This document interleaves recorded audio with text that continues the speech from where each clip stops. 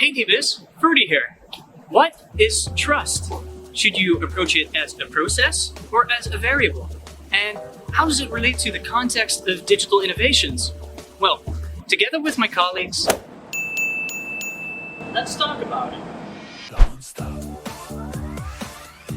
Hey, whoa, no. We don't have time for this. We only got 8 minutes. Let's go. The concept of trust is imperative to social sciences. Though important, the academic definition of trust seems to vary quite a lot. Kojakov recognizes this lack of a generally accepted definition and explains that this is because trust, in its essence, is a wildly complex phenomenon. He therefore suggests to approach the concept of trust not from a one-dimensional view, but rather a three-dimensional view. Distinguishing between thick interpersonal trust, thin interpersonal trust, and institutional trust. Each of these three dimensions represents their own object of trust relations: strong ties, weak ties, and ties with social institutions. Okay, cool. So now we have a model that allows us to more accurately explain the multifaceted nature of trust. However, this is not where Kojakov stops. He perceives trust as something that is temporal, dynamic, and agentic in nature. He says, because the composition of the three types of trust in society is constantly changing, it seems more logical to treat trust not as a variable with different levels of strength, but rather as a process of its creation, development, and maintenance. Kojakov therefore combines his three-dimensional model with the following definition of trust. Trust is a process of constant imaginative anticipation of the reliability of the other party's actions based on the following 4 points. So, now that we have a clear framework to think about the topic of trust, let's see how trust developed throughout the ages into what we've now come to know as digital trust. Bea, the floor is yours. Thanks, Ferdy. So let's talk about the history of trust. Trust is a phenomenon that was already present many years ago. Let's, for example, take a look at how trust used to be in the Stone Age. Back then, people were very inclined to keep their trust limited to a close circle of family and friends. When relating this to the one-dimensional approach, this can be seen as a low-trust example. During the medieval era, when trade started to flourish, trust was built on each other's reputation. For example, overseas agents that stole the traders' goods were excluded from the circle of trust.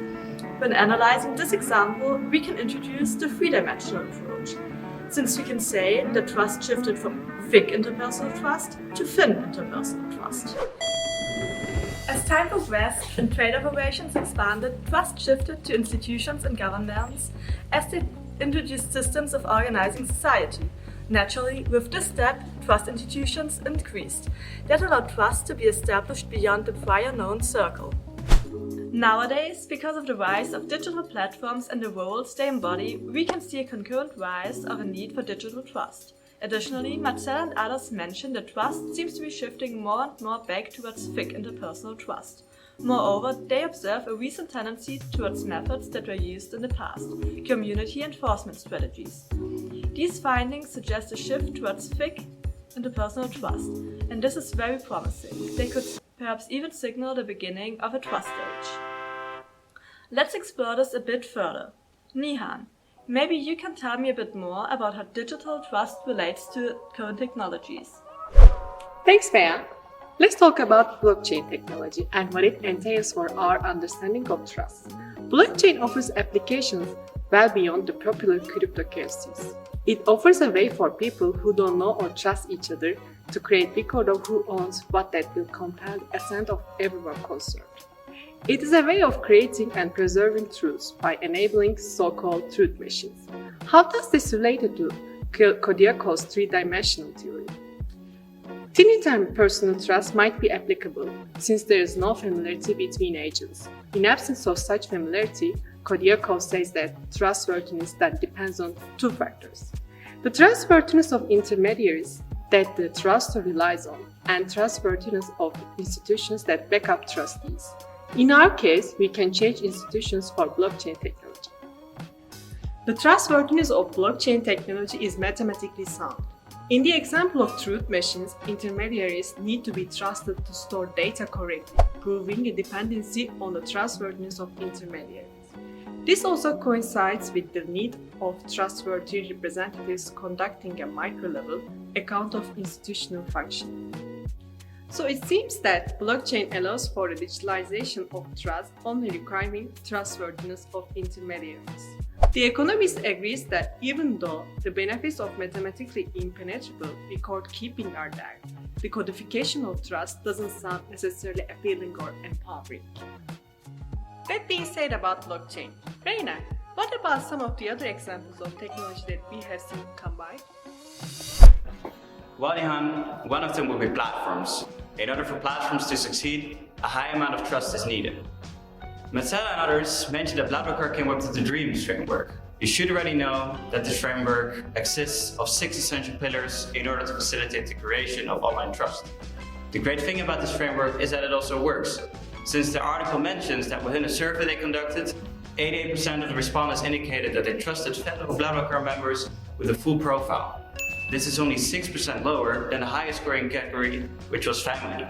Therefore, we can make the assumption that elements of the DREAMS framework are able to successfully create thick interpersonal trust between users.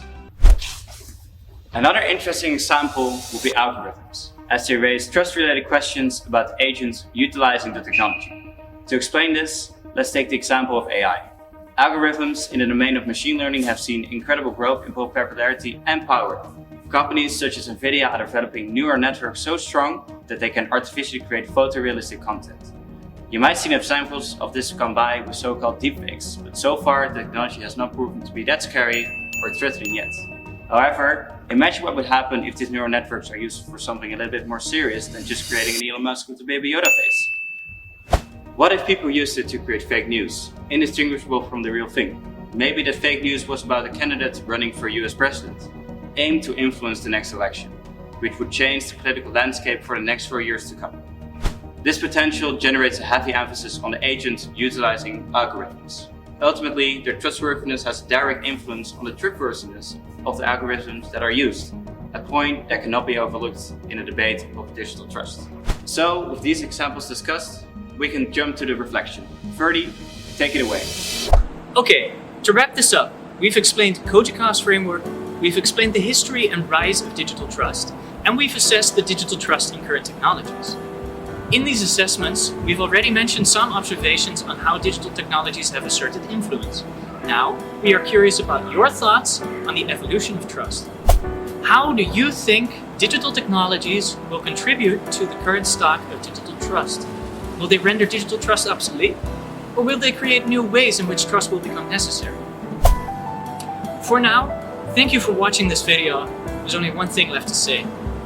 Let's hit the